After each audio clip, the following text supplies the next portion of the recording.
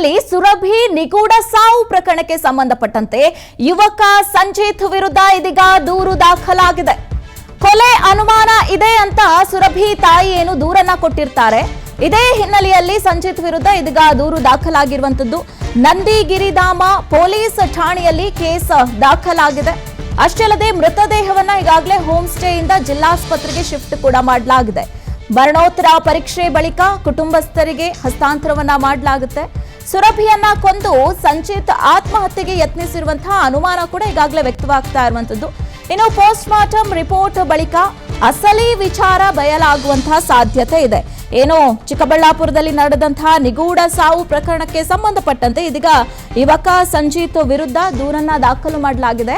ಸುರಭಿ ಅವರ ತಾಯಿ ಮಾತನಾಡ್ತಾ ಹೇಳ್ತಾ ಇದ್ರು, ನನಗೆ ಅನುಮಾನ ಇದೆ ಆ ಹುಡುಗನ ಮೇಲೆ, ಹಾಗೆ ಪ್ರೀತಿ ವಿಚಾರಕ್ಕೆ ಸಾಕಷ್ಟು ತೊಂದರೆಯನ್ನ ಕೊಡ್ತಾ ಇದ್ದ, ಕಿರುಕುಳ ಕೊಡ್ತಾ ಇದ್ದ ಅನ್ನೋದ್ರ ಬಗ್ಗೆ ಕೂಡ ಹೇಳ್ತಾ ಇದ್ರು. ಇದೇ ನಿಟ್ಟಿನಲ್ಲಿ ಅವರು ಪೊಲೀಸ್ ಸ್ಟೇಷನ್ ಅಲ್ಲಿ ಕಂಪ್ಲೇಂಟ್ ಅನ್ನ ಕೂಡ ಕೊಟ್ಟಿದ್ದಾರೆ. ಅವರ ತಾಯಿಯ ಕಂಪ್ಲೇಂಟ್ ಅನ್ನ ಆಧರಿಸಿ ಇದೀಗ ಯುವಕ ಸಂಜಿತ್ ವಿರುದ್ಧ ದೂರು ದಾಖಲಾಗಿದೆ. ಕೊಲೆ ಅನುಮಾನ ಇದೆ ಅಂತ ಸುರಭಿ ತಾಯಿ ಹೇಳಿದ್ದಾರೆ. ಹೀಗಾಗಿ ಇದೀಗ ದೂರನ್ನ ದಾಖಲು ಮಾಡಿಕೊಂಡಿದ್ದಾರೆ. ಇನ್ನು ಮೃತದೇಹವನ್ನ ಹೋಮ್ ಸ್ಟೇಯಿಂದ ಜಿಲ್ಲಾಸ್ಪತ್ರೆಗೆ ಶಿಫ್ಟ್ ಕೂಡ ಮಾಡಲಾಗಿದೆ.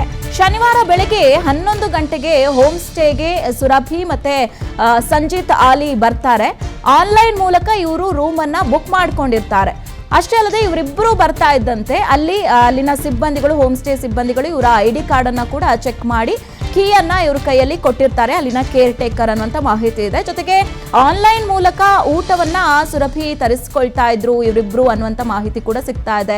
ಹಾಗೆ ಭಾನುವಾರನೂ ಕೂಡ ಅದೇ ರೂಮ್ ನಲ್ಲಿ ಇವರಿಬ್ರು ಕೂಡ ವಾಸವಾಗಿದ್ರು ಅನ್ನುವಂತ ಮಾಹಿತಿ ಅಲ್ಲಿಂದ ಗೊತ್ತಾಗಿರುವಂತದ್ದು. ಇನ್ನು ಸೋಮವಾರ ಬೆಳಗ್ಗೆ 11 ಗಂಟೆಗೆ ರೂಮ್ನ ಬಳಿ ಕೇರ್ ಟೇಕರ್ ಹೋಗಿರ್ತಾರೆ. ಈ ಸಂದರ್ಭದಲ್ಲಿ ಸುರಭಿ ಬೆಡ್ ಮೇಲೆ ಸಾವನ್ನಪ್ಪಿರೋದು ಆ ಸಂದರ್ಭದಲ್ಲಿ ಗೊತ್ತಾಗಿದೆ.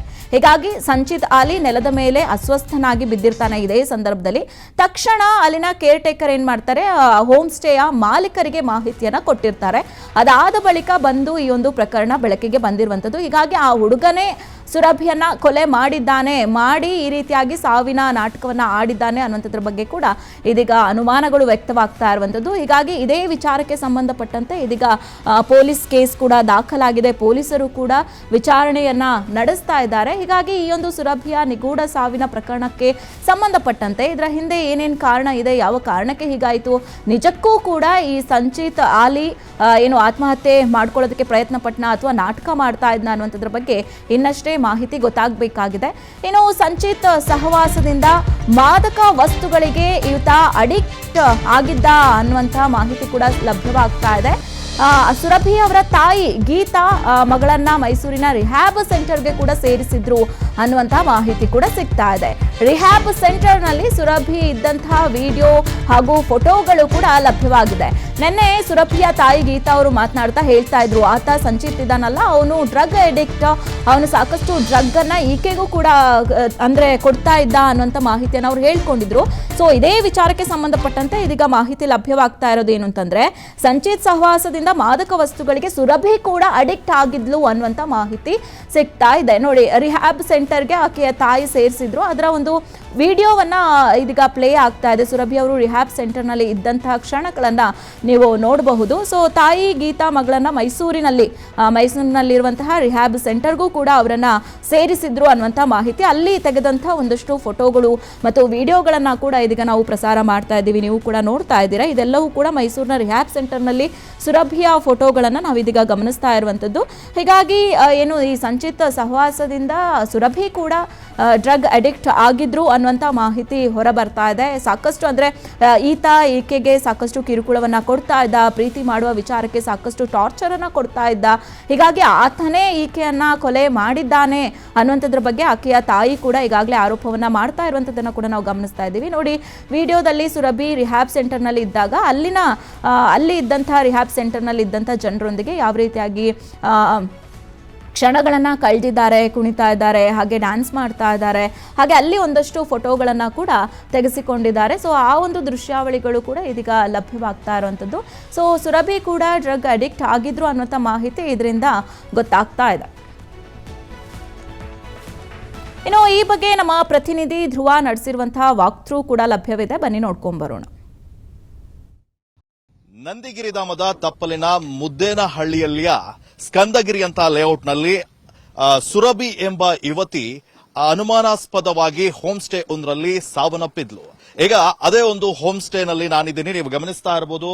ಈ ಒಂದು ಹೋಮ್ ಸ್ಟೇ ಏನಿದೆ ಇದು ಸ್ಕಂದಗಿರಿ ಲೇಔಟ್ ಏನಿದೆ, ಆ ಲೇಔಟ್ ನಲ್ಲಿ ಇರುವಂತಹ ಒಂದು ಹೋಮ್ ಸ್ಟೇ. ಇಡೀ ಲೇಔಟ್ ನಲ್ಲಿ ಸಿಕ್ಕಾಪಟ್ಟೆ ಹೋಮ್ ಸ್ಟೇಗಳಿದಾವೆ. ಆದ್ರೆ ಇದೇ ಒಂದು ಹೋಮ್ ಸ್ಟೇಯಲ್ಲಿ ಶನಿವಾರ ಬೆಳಗ್ಗೆ 12 ಗಂಟೆಯ ಸುಮಾರಿಗೆ ಈ ಸುರಭಿ ಏನಿದ್ದಾಳೆ ಆಕೆ ಸಂಜಿತ್ ಅಲಿಯ ಜೊತೆ ಈ ಒಂದು ಹೋಮ್ ಸ್ಟೇಗೆ ಬಂದಿರ್ತಾಳೆ. 11 ಗಂಟೆಗೆ ಬಂದಂತ ಆಕೆ ಆತನ ಜೊತೆಗೆ ಇಲ್ಲಿ ವಾಸವಾಗಿರ್ತಾಳೆ. ನಾನು ಆ ಹೋಮ್ ಸ್ಟೇಯ ಮುಂದೆ ಹೋಗಿ ತೋರಿಸುವಂತ ಕೆಲಸವನ್ನ ಕೂಡ ನಿಮಗೆ ಮಾಡ್ತಾ ಹೋಗ್ತೀನಿ.